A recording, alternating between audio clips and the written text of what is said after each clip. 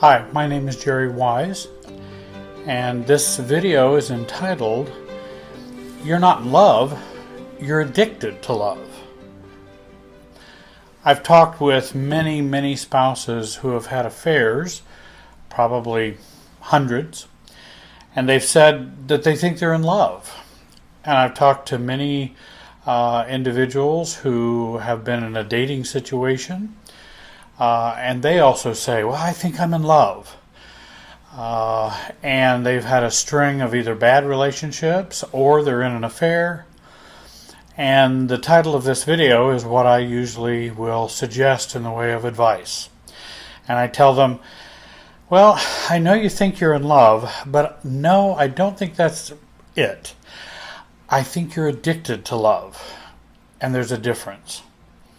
Love, healthy love, and addiction to love are not the same thing. Now, in our culture and in our society, they are basically seen as equivalent. And all of the pictures that are painted in songs, books, music, TV shows, movies, all paint the notion that addiction to love is what real love is.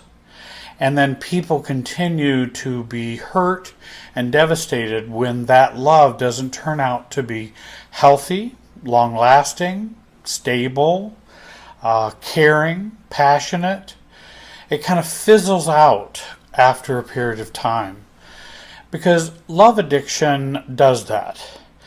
It's a big flash and then fizzles out. Much like every other addiction. Whether it be alcohol, cocaine, whatever we're addicted to, there's a big flash and then it fizzles out. Now, for love, that can be a big flash that can last a little while because we can keep the honeymoon phase going for a while. But eventually, we have to get back to the way things really are and then try to build a real and healthy relationship.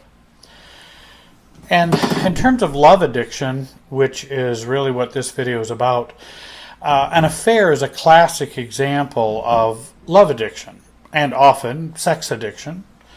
They are somewhat different, but are certainly cousins or siblings in terms of the addiction realm. The love addict experiences love on an addicted level. It feels compulsive, or it is compulsive, and it also involves lots of obsession. Compulsivity is behavior, something that we're doing that we just can't stop ourselves. And obsession has to do with our thoughts and our thinking process. And obsession is that we just can't control it. We just keep thinking about it. And that's how addictions work.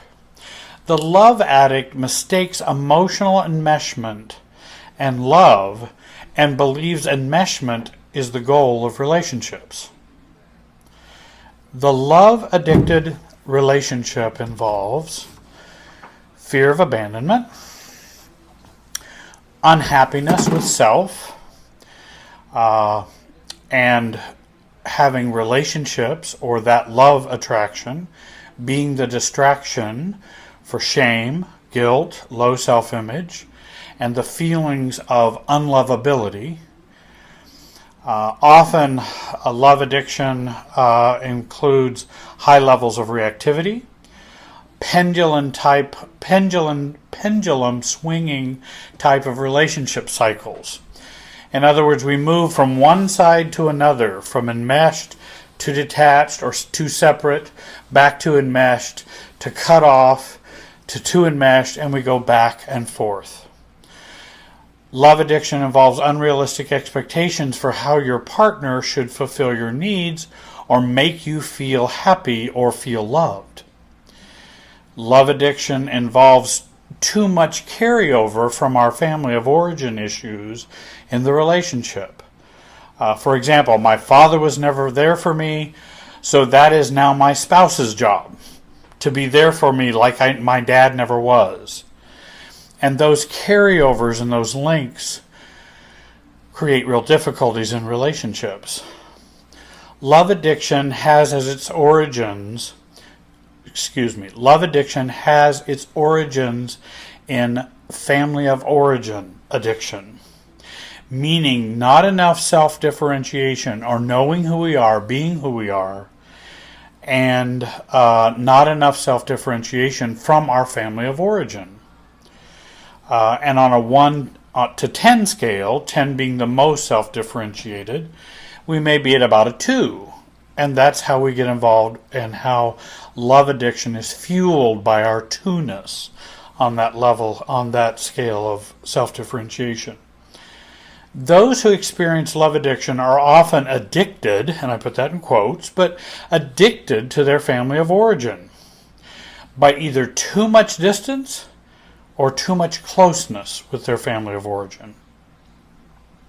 Also, love addiction can occur within marriages and can occur within committed relationships. Many people feel, well, I'm married, I'm not having an affair, so I can't be a love addict. No, that's not necessarily true. You can be a love addict and be in a committed relationship. So, what are some of the symptoms, again, of love addiction? Well, I think one of the classic ones are those who love addicts in which we are preoccupied with loving and being loved. That's kind of a preoccupation that always kind of fills or affects our whole life. We feel terrified of being abandoned. Even the slightest rejection makes us feel like we're being abandoned and makes us feel horrible. More than once, we have neglected family or friends because of our relationship or relationships. We have no impulse control when it comes to love. We feel an overwhelming need to check up on someone or a check up with the person that we're in love with. More than once, we've spied on someone that we love. And again, that is a preoccupation and an unhealthy sense of love addiction in which we will do behaviors that are not very mature. They often don't build our self-esteem and create more difficulties in the relationship. Love addicts also have stayed in bad relationships or repeatedly returned to an ex-partner because we just couldn't stand to be alone. We also expect our lover, our spouse, our partner to make me feel loved and to make me feel lovable. We often fall in love too easily and too quickly. Once we've bonded with someone, we can't seem to let go. When we are attracted to someone, we will ignore all the warning signs that this person is not good for us. Those go right out the window if we're love addicted. We take on more than our share of responsibility for the survival of the relationship. Love and relationships are often the only things that interest us if we're love addicts. We are overwhelmed with loneliness when we are not in love or not in a relationship. And more than once, we've gotten involved with the wrong person to avoid being lonely. We feel inadequate if we're not in a relationship. We're not lovable if we're not loving someone. We try very hard to be who our partner wants us to be, and we'll do anything to please him or her, even abandon ourselves, sacrifice our own needs or wants, and even our values to keep that relationship going. So, well, what's the bad news? Love addiction keeps us from having healthy, stable, satisfying, loving, committed, and nurturing relationships. Unless we address this brokenness, our chances for happiness are very low. Well, what's the good news? Life as a 2 on the self-differentiation scale is hard, unhappy, overly reactive, hurtful, fearful, and feels like living on the edge of pain or abandonment. However, the good news is we can heal, we can grow, we can learn to be 6s and 7s and 8s on the scale of self-differentiation. And how do we do that? By stop doing what we've always done, that's number one. By stop seeking after what won't give you yourself back or won't give you a sense of self, in other words, the object of our addiction or love, because if someone makes me whole, then without them I would not be whole. And that's always very dangerous, because human beings are human and imperfect, and they can't keep us whole all the time. And that's where we get into trouble. We need to get into therapy and a recovery process so that we can get the support we need to learn more about ourselves and new ways of living and loving. Because when we choose to give up our drug of choice, the object of our love addiction, many feelings and emotional processes will arise like dragons. And they'll arise within us. And we won't like that at all. But these are the demons, these are the dragons, these are the issues that we have been avoiding all of our lives. The bad news is we have them. The good news is we can heal and recover from them. I suggest using a family systems approach to healing and gaining a greater sense of self in dealing with our family of origin issues and how we've come to learn to do life, to do relationships, and to do ourselves. We all come with that knowing. We need to stop investing in relationships and things that try to make us happy and start investing in a healthier you. I had a woman many years ago say she had a hard time affording therapy. She had bought her abusive boyfriend a car so that he would love her, stay with her, and care about her, but she couldn't afford what she needed to have the therapy to love and care for herself. But yet she would make all the sacrifices in the world for that object of her love and her love addiction. I also just suggest reading a book. There's a very good book out there that's available. It's called The Love Addict or Love Addict, Sex, Romance, and Other Dangerous Drugs by Ethlie Ann Vare, V-A-R-E. You can buy it on Amazon. I would suggest it. It's a great book. If you're interested, if some of this applies to you and you feel you're in pain, having difficulties, call me for more help at 317-919-6264. I know it can be hard to find a good counselor in your area. I offer Skype and FaceTime counseling for anyone who has a computer. I want to thank you for listening today, and I hope you have a good day.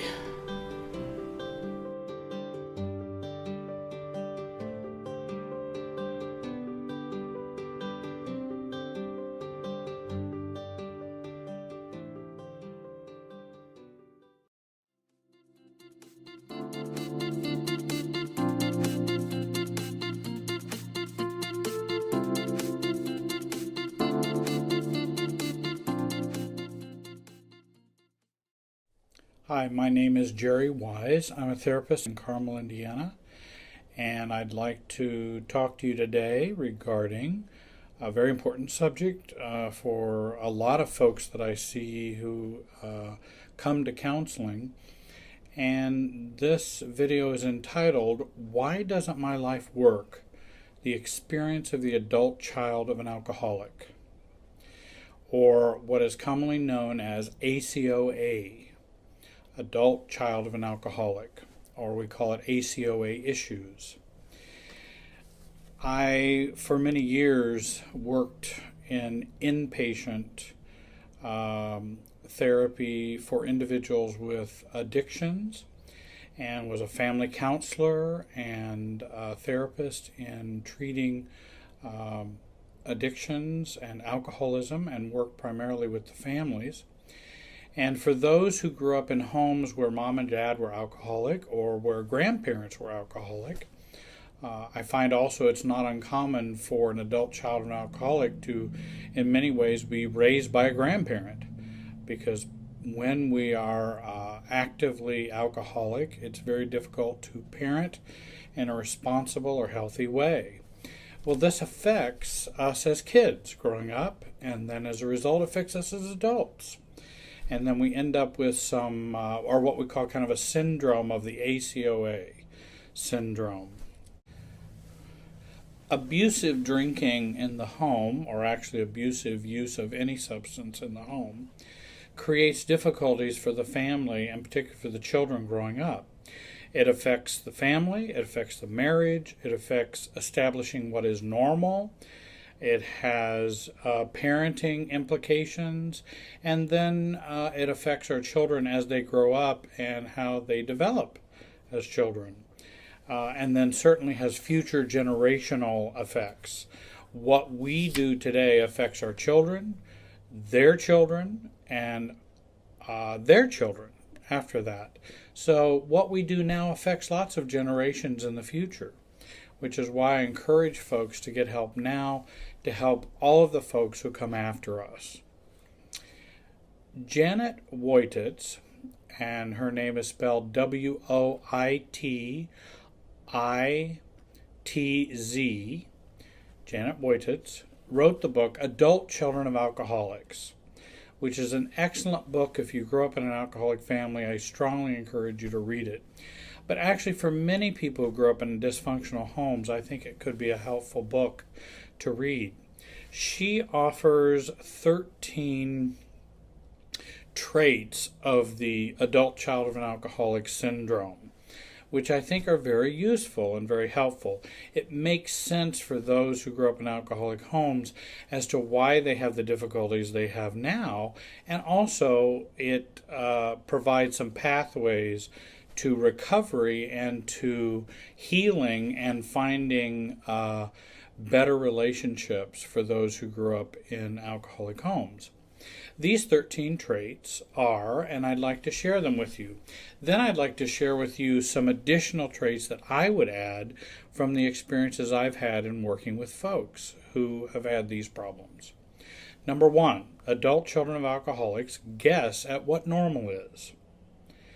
When you grow up in a dysfunctional and very problematic home where active drinking is taking place, knowing what normal is not something you learn. Number 2, adult children of alcoholics have difficulty following a project through from the beginning to the end. Number 3, adult children of alcoholics lie when it would be just as easy to tell the truth. And again, I think of lying as having a number of reasons why we might lie. We lie because maybe we're a pathological liar. Most of the time people lie because they want to avoid shame, they want to avoid hurting the feelings of others, they want to avoid conflict. And so we'll lie for those reasons. And the adult child of an alcoholic will lie for those reasons. And many times will even lie when they don't have to lie. Number 4, adult children of alcoholics judge themselves without mercy. That's common when you've grown up in an alcoholic home. Number 5, adult children of alcoholics have difficulty having fun. They really do have some difficulties when they've learned about pleasure and learned about joy, learned about celebration, learned about those things all got taught in a very dysfunctional way. So they have difficulty when it comes to having fun. 6, adult children of alcoholics take themselves very seriously. When you take yourself too seriously, it creates difficulties in your life. And oftentimes, over-seriousness creates problems in life. Number 7, adult children of alcoholics have difficulty with intimate relationships. And that's where I come in. People come in with their marriages, their parenting issues, their relationship issues, because they've had difficulty with intimacy. And intimacy is hard if you've grown up in an alcoholic family. Number 8, adult children of alcoholics overreact to change over which they have no control. Again, 8, adult children of alcoholics overreact to changes over which they have no control. And I think that happens because of something they learned growing up in families when so much change was happening while the alcoholic was intensely in their alcoholic pattern, and they're the kids in the family. You've got all kinds of changes happening, and children who grow up in alcoholic homes feel like their lives are out of control, and they have no control over what happens to their lives. Well, this affects us as adults as well. Number 9, adult children of alcoholics constantly seek approval and affirmation. Because we got so little or none at all in terms of approval and affirmation, and maybe mostly got a lot of criticism, shaming, and maybe even abuse, that we then spend the rest of our adult life trying to find approval and affection. And so we actually, I think adult children of alcoholics become addicted to approval and affection. Number 10, adult children of alcoholics usually feel they are different from other people. Growing up in an alcoholic home, you feel very different. That feels normal, and then your normal doesn't feel normal with the rest of the world's normal. So you feel very different, and you feel like you just don't have it understood or as clear as what other people have. Some people will say, how come I didn't get the manual to life and kind of know how it's supposed to be lived and how it's supposed to be done? Number 11, adult children of alcoholics are super responsible or super irresponsible. We tend to be at either end of the pole. And will either overfunction or very much underfunction. Number 12, adult children of alcoholics are extremely loyal, even in the face of evidence that the loyalty is undeserved. In other words, we will find ourselves attached to folks who are probably needy or problematic or dysfunctional, and will come in and overfunction in that relationship and stay loyal no matter how much we get abused, no matter how much we get used, and we continue that loyalty and see it as a virtue no matter how dysfunctional it is. And we just don't change or demand that someone deserve our loyalty or earn our respect and loyalty. We don't do that as adult children of alcoholics. And then number 13, adult children of alcoholics are impulsive. They tend to lock themselves into a course of action without giving serious consideration to alternative behaviors or possible consequences. This impulsively leads to confusion, self-loathing, a loss of control over their environment. In addition, they spend an excessive amount of energy cleaning up the mess. And adult children of alcoholics will see their lives in that way. Let me share with you some additional traits I've found in working with adult children of alcoholics in their marriages and in their relationships and in their careers. I find that adult children of alcoholics have a very severe amount of abandonment issues, and they deal with abandonment, and they become very reactive as a result of that abandonment, and really do struggle with a sense of fear of being abandoned. Number 15, adult children of alcoholics have a lot of trouble seeing their lives at a 30,000-foot view. In other words, they tend to not be able to see the forest for the trees. Or some would say they have difficulty in viewing and seeing their lives in a systems way. They're kind of systems handicapped. And I think viewing life as a system and looking from a systems view is very crucial for recovery. Adult children of alcoholics, in the same light, tend to focus on the content of interactions and relationships and not on the process of what's happening. In other words, the adult children of alcoholic who grow up and then marry an alcoholic, let's say, or an addict, or a workaholic, or an abusive person, what they will do is focus on what that person says, which is the content, and not focus on the process of what's going on. In other words, they take the words over the behavior. And so they don't see what's going on. And that's where I think they have difficulty with the 30,000-foot view. Number 16, adult children of alcoholics tend to get stuck in black and white thinking. And again, either things are either A or B. They don't tend to have a very good sense of what C, option C, would be. It's either A or B. I either do this or I do that, and they don't have many options for C, D, E, F, and G. Number 17, adult children of alcoholics have learned that self should be devalued, and that focusing on self is either harmful or unchristian or unloving or unholy or selfish. If you focus on self, you're being selfish. And they view, again, having self or becoming aware of self or loving self as equals selfishness. And this is common for the adult child of an alcoholic. Number 18, enmeshment and emotional fusion is felt as the norm for adult children of alcoholics. And that separateness or detachment feels very foreign to them. And it's the age-old codependency problem where we're fused with others and we over-focus on others. If you have a real sense of detachment or separateness, it feels very odd and it feels very unusual to have that experience, to actually have a healthy relationship with someone.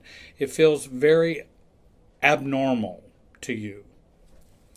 So I wanted to share some of those traits of the adult child of an alcoholic. And again, I would encourage you to read the book by Janet Wojtitz of Adult Children of Alcoholics. Maybe you've never considered how your parents' drinking affected you and your family, or how it might affect you in your marriage today or in your family today with your parenting, your children, and your own relationship with your spouse. If you want to learn more, I would read Janet Wojtitz's book. There are other good books on the subject. And give me a call at 317-919-6264. If you have difficulty finding a good counselor, which can be very difficult, and if you have some trouble finding a good counselor, give me a call. We also do Skype and FaceTime. And family systems coaching for those out of the area here in Indianapolis. Whether you're in Maine or Arizona or London or Washington State, we can work with you and help you with the problems that you're struggling with. You can write me or email me. I'll send you a listing of all the videos you can find. I hope today has been a help to you. Have a great day. Thanks for listening.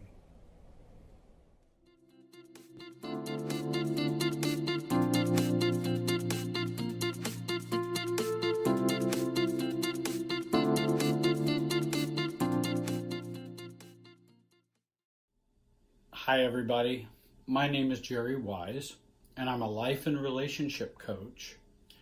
I've been helping individuals, couples, and families for over 40 years, and this program, podcast, video is entitled, The Problem is Not the Problem. I remember reading in a book called Change by Paul Waltzlewick and John Weekland and Richard Fish. And I remember reading a long time ago in this book where they talk about, we smile at the joke about the drunk who is searching for his keys not where he really lost them, but under the street lamp, because that's where the light is the best.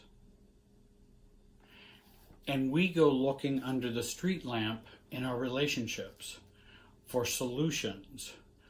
We don't look at where the problem is. We don't look at where the root of the problem is. We look where the light is the best, well, that may not help us find our keys. Problem formulation, or how you see the problem, is everything in relationship problems.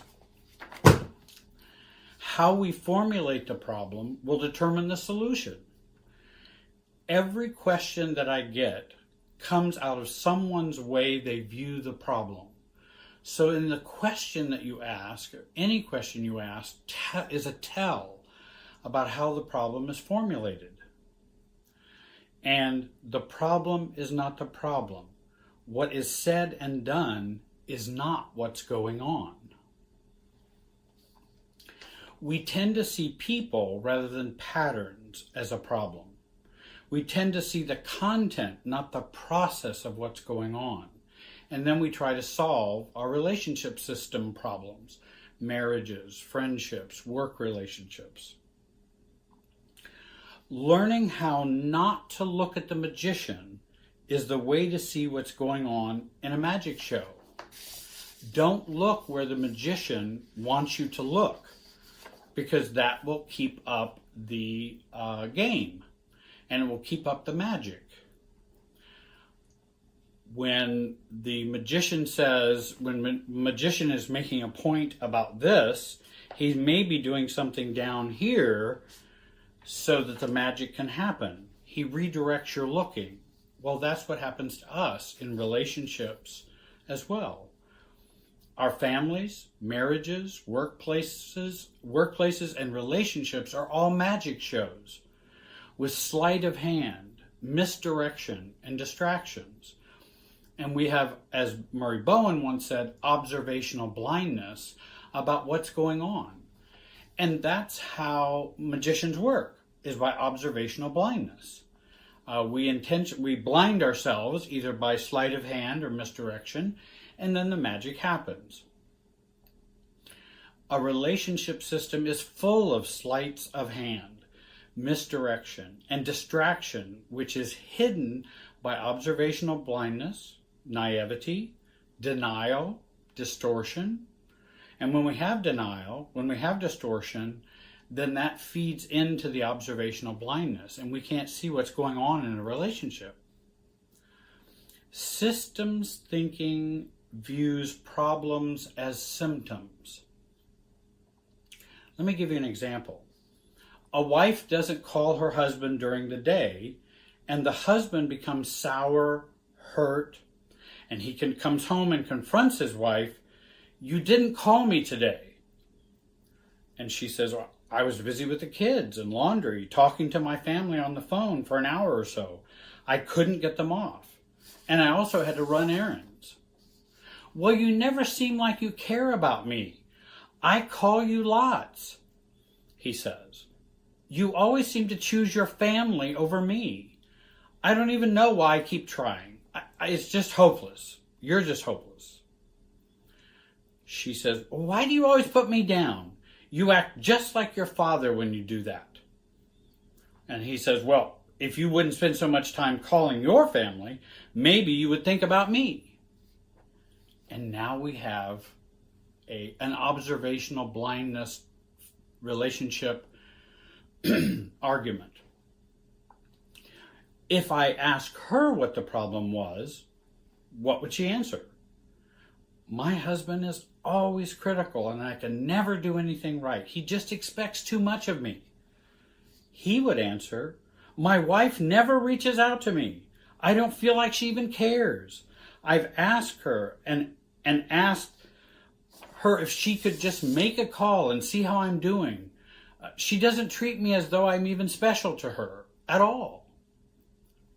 This is what I would call linear thinking, only looking at the surface, and a simple cause and effect thinking, not a zooming out thinking, which comes with maturity and self-differentiation.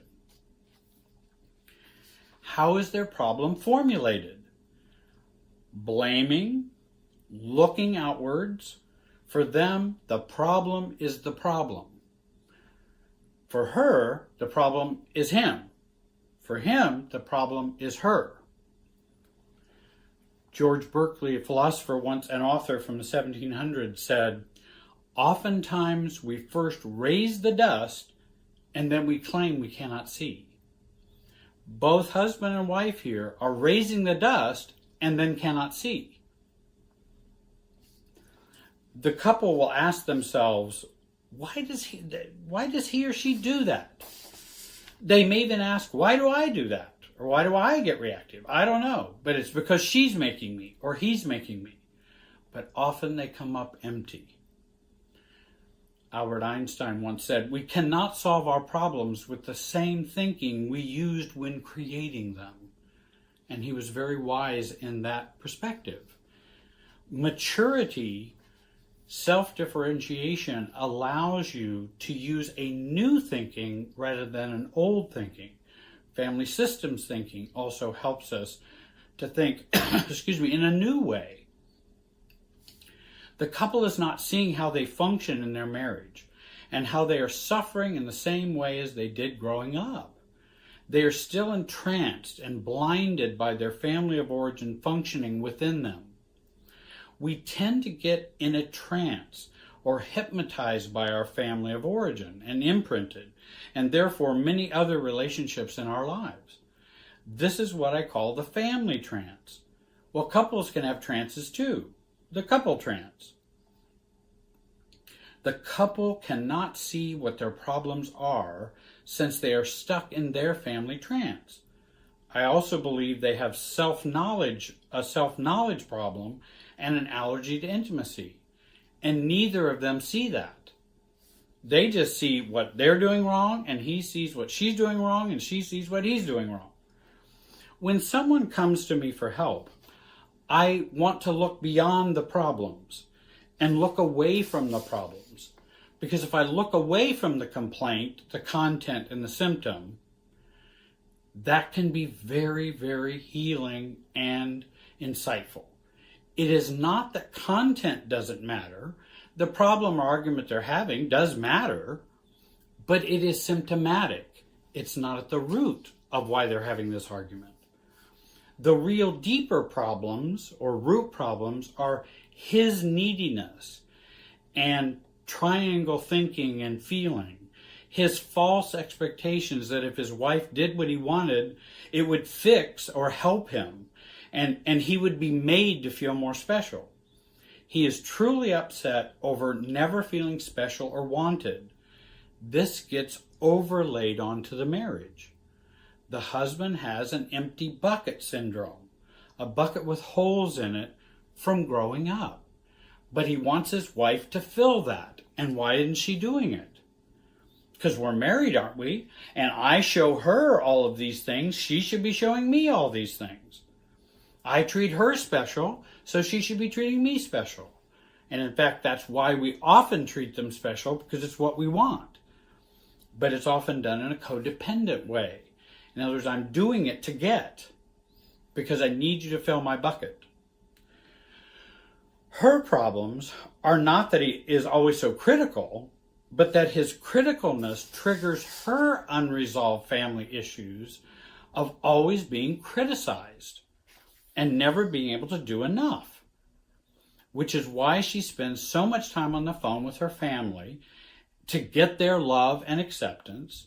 She does it so much with her family, she has little left to give her needy husband and then resents him for it.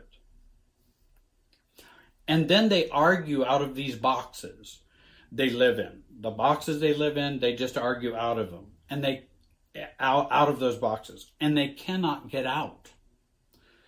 The real problem in their response to the problem, the real problem is their response to the problem, not the problem and their limited problem formulation, how they see it. This is how I would understand the problem in a role play. And I'll try to help the wife self-differentiate. A wife doesn't call her husband during the day, and the husband becomes sour and hurt. He confronts his wife. You didn't call me today. The wife, instead of defending herself and feeling and re-engaging those feelings of family of origin that she has, of never being able to do enough, and by recognizing that, she then might be able to say, well, Bob, does that bother you? Rather than, I'm the cause, does that bother you? Well, you never seem like you care about me. I call you lots, he says. You always seem close to your family over me. I don't even know why I keep trying. It's hopeless. Bob's neediness is coming out from his family of origin as it operates inside him. And the wife responds, I know you have said many times you would like me to call you, but I struggle with that request. Do you not think I care about you?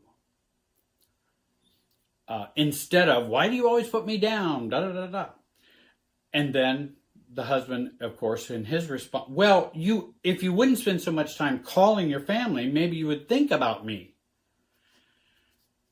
And she tells her husband, I don't think it's my relationship with my family that is the problem. I think it's how you feel about how I feel about you. Maybe I could find some other ways to show this to you.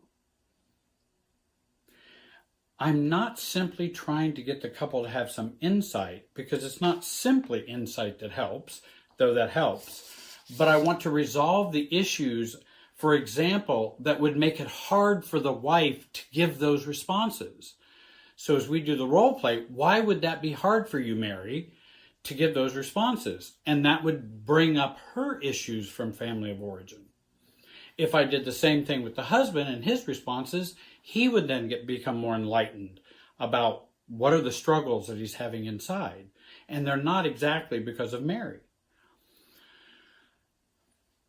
Looking at your issues and looking at the issues you bring to the relationship and focus on your own functioning will help clarify and resolve and heal a relationship.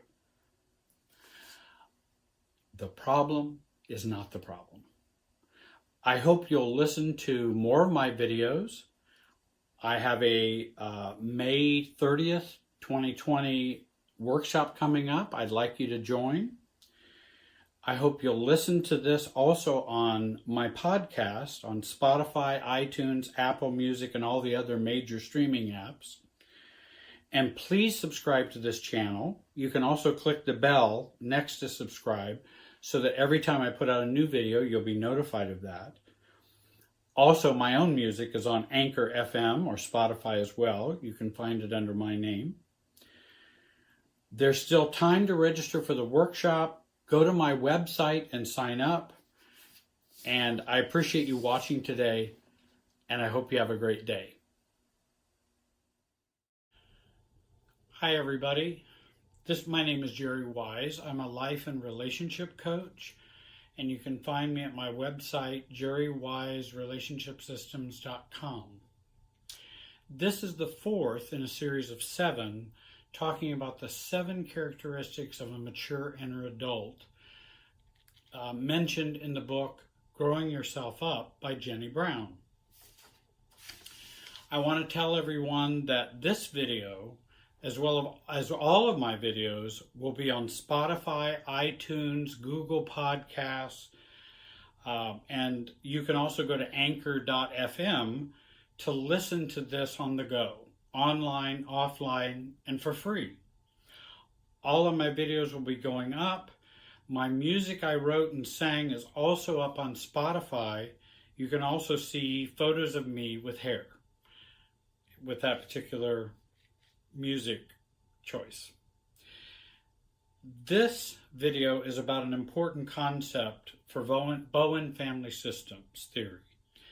Jenny Brown, in her book Growing Yourself Up, being able to stay in contact with those who are upset or upset with us. This is one of the 7 characteristics of a mature inner adult. Now, in this video, I just want everybody to know, because sometimes there's confusion, because I do videos on narcissists, adult children of narcissists, and I'm not talking about abusive, malignant, or very toxic relationships. Those relationships require detachment and distancing. Sometimes we have to distance before we can detach, even with them. This video is about detachment and not distancing. Staying in contact means we do not retreat and we do not charge in or become reactive regarding our relationships in which others are upset or disagree or shame or guilt us. We stay put emotionally. We stay non-reactive. Now, why is this important? Why does it matter? Why don't we just cut off and emotionally run away or avoidant?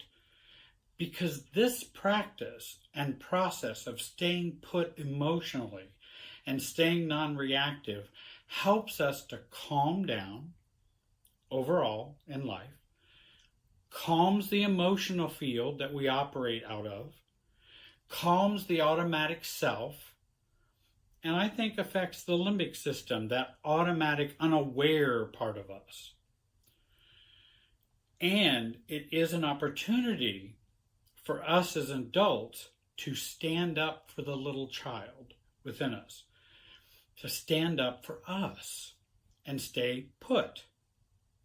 We then become more of the non-reactive self, more solid self, real self, a mature self. We become less scared over time, more solid inside.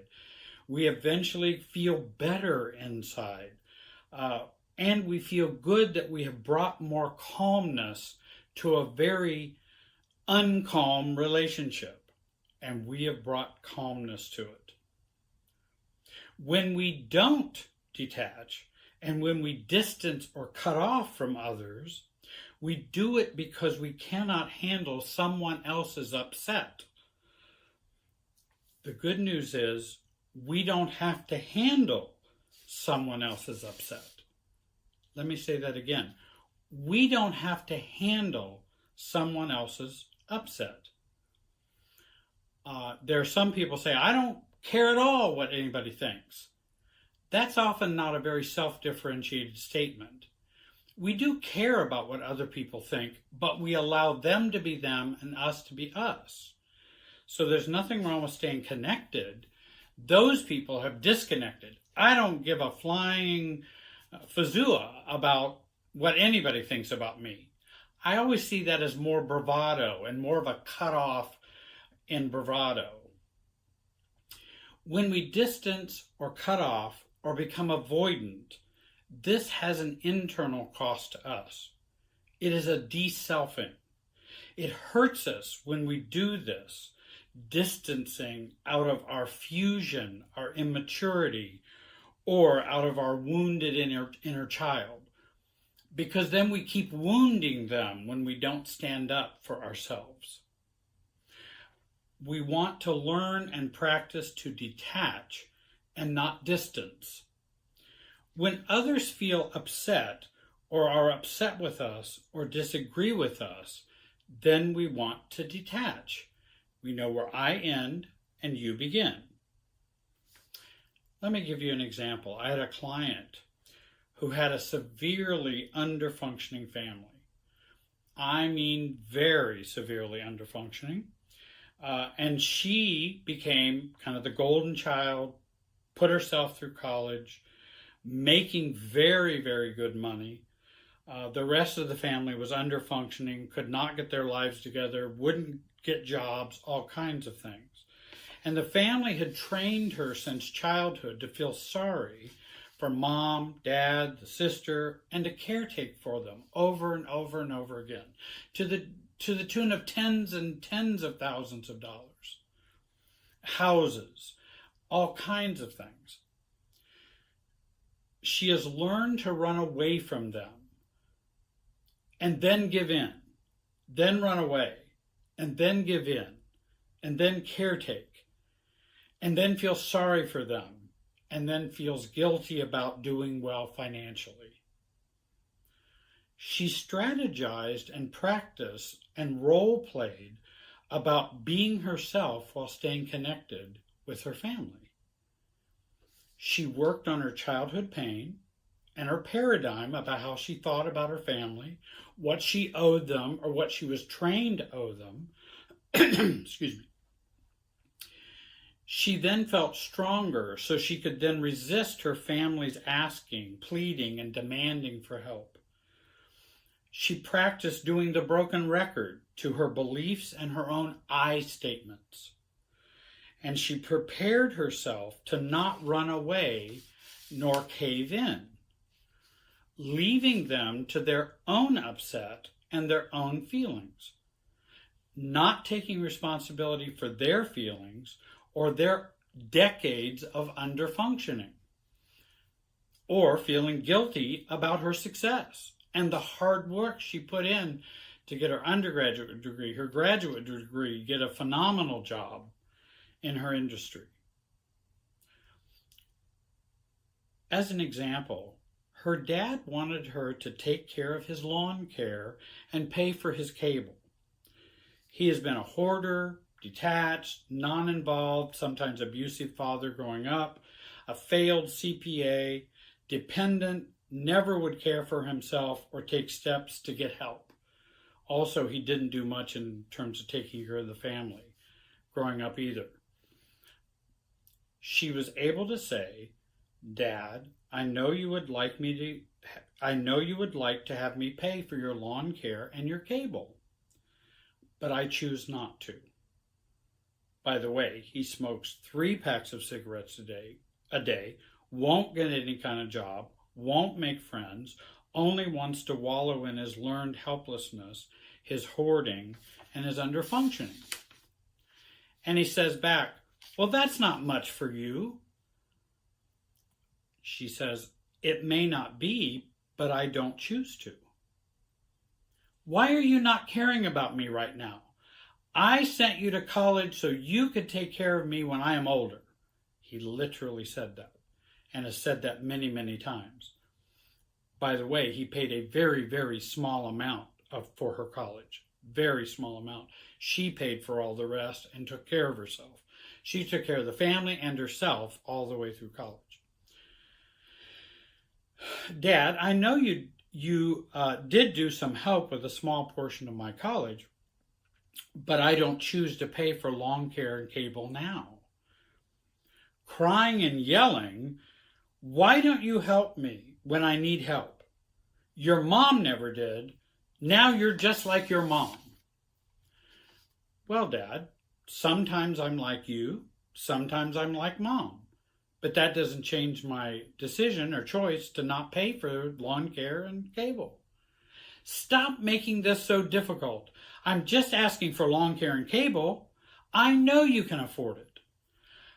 "I don't find this difficult at all, Dad."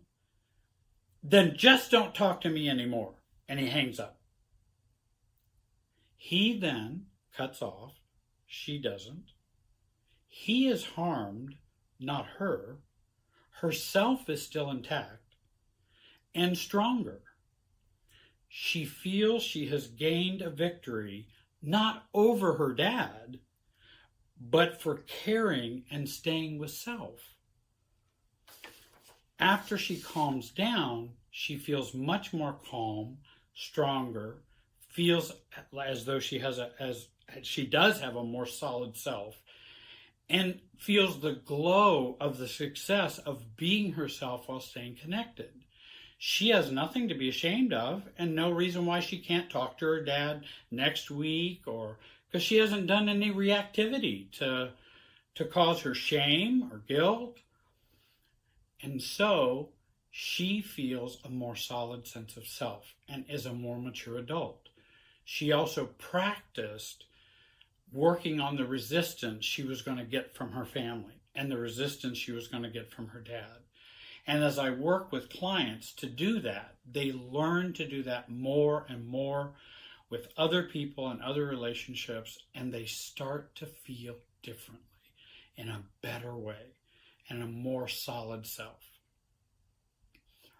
I hope you'll go to my website, subscribe to this YouTube channel, also sign up for my May 30th, 2020 workshop, which is going to be Introduction to Self-Differentiation, which is what I'm talking about here. The next video, I want to talk about ways in which we can stay connected while being ourselves and staying connected while others are upset. I want to do another video on this. I want to thank you very much for watching. Have a great day.